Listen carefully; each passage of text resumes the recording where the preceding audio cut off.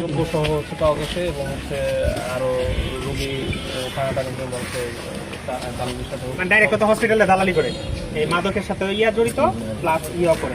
এই আপনি বলেন তো স্যার, আমি পিসি শফিউল্লাহ, আমি তাকে মাদক সহকারে আমার সৈনিকে তাকে আটক করছে এবং তারা এখানে দালালি করে বিভিন্নভাবে রুগীদেরকে তারা হস্তান্তর করে হয়রানি করে।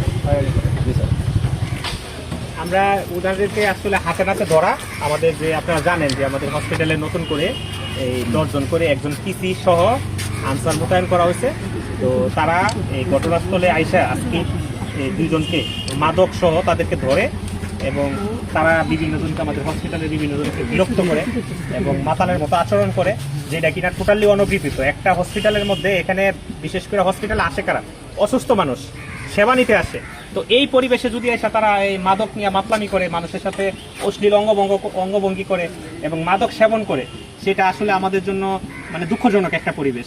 তো এখন আমি আজকে আমাদের মিডিয়ার যারা আছেন ওনাদের মাধ্যমে জানিয়ে দিতে চাই, আমরা তাদেরকে আজকে পানিশমেন্টের আওতায় নিয়ে আসবো এবং ভবিষ্যতে যদি কেউ হসপিটালে দালালি করার চেষ্টা করে প্লাস এই ধরনের পরিবেশ নষ্ট করার চেষ্টা করে, তাদেরকে আমরা আইনের আওতায় আনবো। এবং আজকে এই 2 জনকেই আমরা মাদকদ্রব্য নিয়ন্ত্রণ আইন 2018-এর 36-এর 5 ধারায় তারা মাদক সেবন করে মাতলামি করায় এবং হসপিটালের মধ্যে আরও অন্যান্য কার্যক্রমে যুক্ত থাকায় তাদেরকে 2 জনকেই 1 মাস করে বিনাশ্রমের কারাদণ্ড প্রদান করা হলো। ধন্যবাদ।